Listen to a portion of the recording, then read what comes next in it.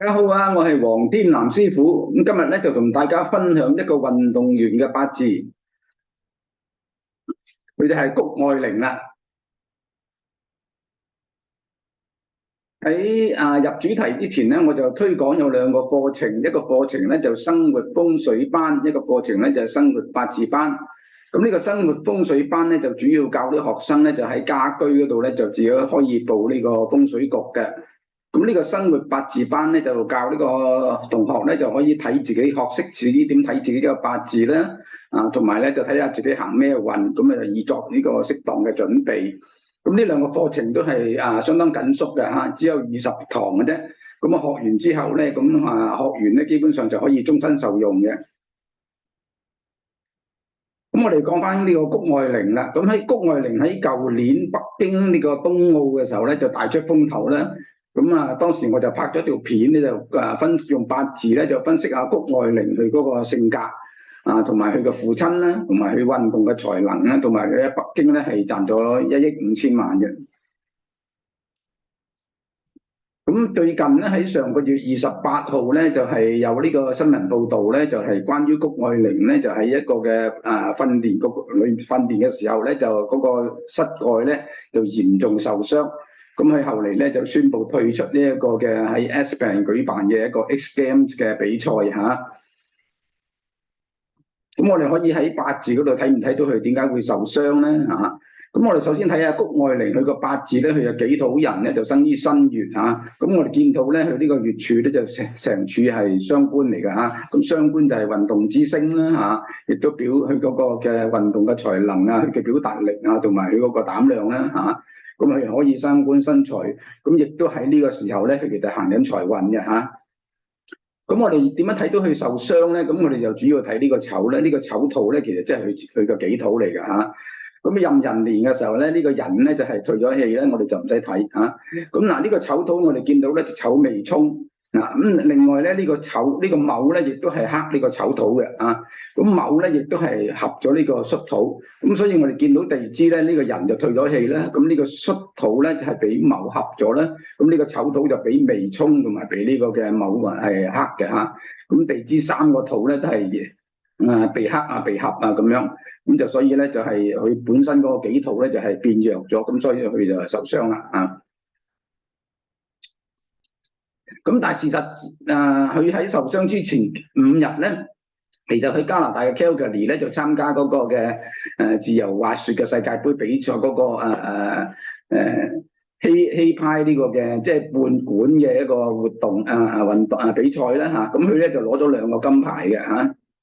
咁點解佢能夠喺5日前就攞金牌咧？咁我哋睇睇佢個八字。我原來23、24號嗰2日咧，其實就係辛巳同埋壬午日嚇。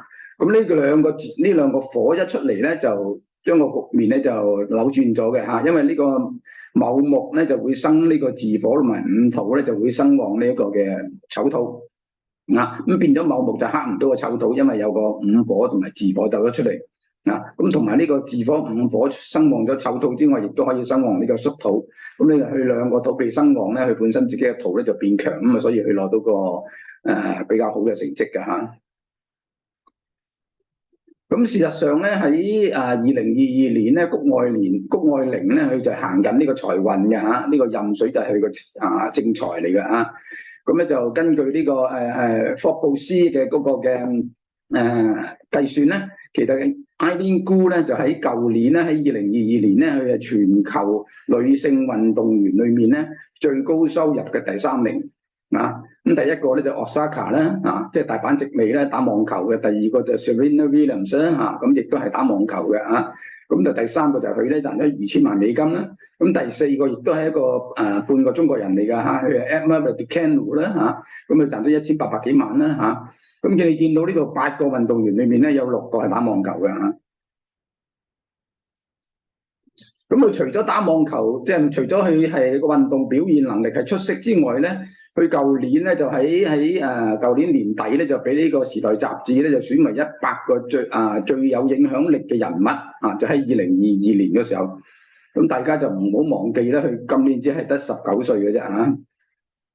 咁事實上咧，佢已經成為好多青少年嘅一個偶像嚇。咁除此之外咧，佢亦都係呢個 IMG 咧就簽咗去做一個嘅模特兒啦。咁 IMG 係一個全球一個好大嘅一個嘅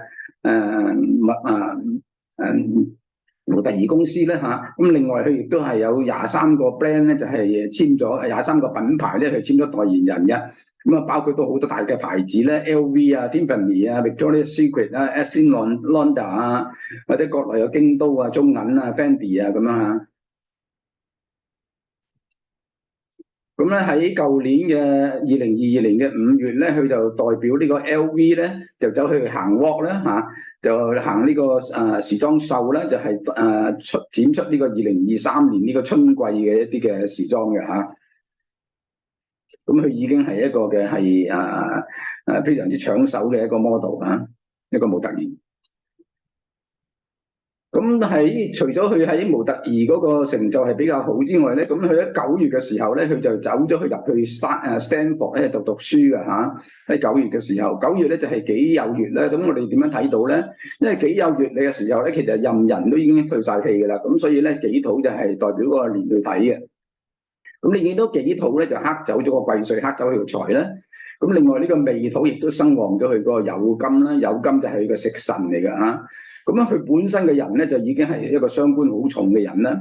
咁佢喺呢個月份嘅時候咧，就己酉月咧，就呢兩個土咧都生旺咗佢個食神。咁食神亦都係表示佢嗰個智慧啊、聰明啊，同埋去追求嗰個學識嗰個心態咧嚇。咁即係所以咧，佢就願意咧就走去追求呢個知識入呢個大學，入呢個美國頂端嘅大學嚇。咁咧就係可以寧願咧就係賺少啲錢嘅嚇。咁呢個咧就係佢喺開學日嗰日咧，9月中開學日嘅時候咧，佢同媽媽同埋佢嫲嫲咧就係喺開學日嗰個照片咧嚇，咁佢表現得相當高興啊！咁半年之後咧，咁佢嗰個成績表就出咗嚟啦。咁佢又讀8個科目咧嚇，8個科目裏邊有啲科咧就係佔嗰個單元就比較重嘅嚇。咁你哋見到佢讀嘅科目裏面咧，有2科係政治學啦，有一科就係數學啦，有一科係呢個物理學啦嚇。咁其他啲都係一啲普通科嚟嘅啫。咁你見到呢一個政治學呢個民主發展同埋呢個法律規則咧，佢又攞 A 嘅啊，呢個係5個單元嘅嚇。咁另外呢一個嘅係quantum physics 啦，呢個係量子物理學咧，咁佢亦都係攞 A 嘅嚇。咁另外呢個就點解你讀大學啦，你個教育啊同埋你嗰個生活啦嚇，你良好嘅生活佢亦都係攞 A 嘅嚇。咁呢3科都攞 A。咁另外佢亦都參加呢啲咁嘅講座咧，呢啲係企業家嘅思想領袖嘅講座咧，咁亦都係呢一科嘅政治學就係美國係咪喺一個嘅十字路口嗰度咧嚇？咁佢喺呢啲科目裏面咧，佢嗰個表現嘅成績都相當唔錯嘅。咁另外2022年又壬寅年嗰個寅咧，其實就係官星，即係佢個官星入局嚇，其實佢官星入局。咁啊喺國內嘅傳媒嗰度咧就炒得好熱啦，就係話佢有一個男朋友啦嚇，呢個係個男朋友啦，咁坐喺佢大髀上面。咁但係如果你睇下西方傳媒咧，基本上就冇任何呢個方面嘅報導嘅嚇。咁呢個係咪佢個男朋友咧？咁啊冇事實，唔知道係咪啦啊。咁咧喺今年同埋未來佢呢3年佢嘅情況會點咧？咁其實今年咧佢就係癸卯年啦，癸咧亦都係偏財，舊年就行正財，今年就行偏財啦。咁啊地支就行七煞咧，舊年就行官啦嚇。咁咧佢就係仍然係揾錢咧，就好似舊年咁差唔多嘅嚇，佢一樣係揾到好多錢嘅嚇。咁地支咧就係七煞咧，咁呢個七煞咧就係佢當佢如果去到係己未月嘅時候咧，大約係喺農曆6月，即係陽曆7月嘅時候咧，佢就地支嗰度有個煞宮新現象嘅嚇。咁另外跟住下一個月就庚申月，即係佢個成個傷官出翻嚟啦嚇。咁另外去到2024同埋2025咧，就係佢嗰個官星咧同埋煞星咧就係出咗干，咁即係應該咧佢就會公開佢嗰個男朋友啦。咁跟住咧就係去到後年，即係呢個乙未年嘅年中咧，即係2025年嘅年中咧，咁佢就開始踏入咗呢個癸亥運。咁癸亥運就天干就係偏財，地支係正財，咁所以呢一個運咧，呢10年咧佢應該賺好多錢嘅嚇。咁啊如果掌握得到咧，就會賺好多錢。咁跟住咧佢就行官煞運啦。咁潘薩運應該佢就係掌管一啲大企業啦嚇，跟住佢就行呢個印啦，行呢個權力啦嚇。咁啊，谷愛凌咧，佢有一個非常之好嘅八字啊，個傷官係好重咧嚇，咁亦都係傷官生財咧，咁佢本身個人咧係相當優秀嚇。咁睇佢而家嗰個情況咧，佢就想喺3方面發展嘅。第一咧就喺運動上面啦，第二就喺學業上面啦，第三就喺呢個做model 啦嚇。咁但係最近嗰個受傷咧，其實對佢嗰個嘅運動咧，其實已經發出咗警告嘅，因為佢成年都冇參加比賽，咁亦都好少走去做訓練啊。咁佢偶然真係 Calgary 攞到個金牌之後咧，佢以為佢自己能夠冇問題啦。咁但係事實上咧，就佢係已經開始好容易受傷嘅，因為佢呢啲極限運動咧，就要求你嗰個體能同埋要求你個技術係相當高嘅要求嘅嚇。咁啊，所以佢能唔能夠保持到一個嘅運動嘅一個更多嘅成就咧？咁就有啲懷疑啦嚇。咁但係如果佢個面對嘅問題咧，就係如果佢嗰個成績係下滑嘅話咧，咁會唔會影響到佢嗰個嘅知名度咧，或者會影響到佢嗰個代理嘅品牌咧嚇？咁呢個就係大家要睇睇啦。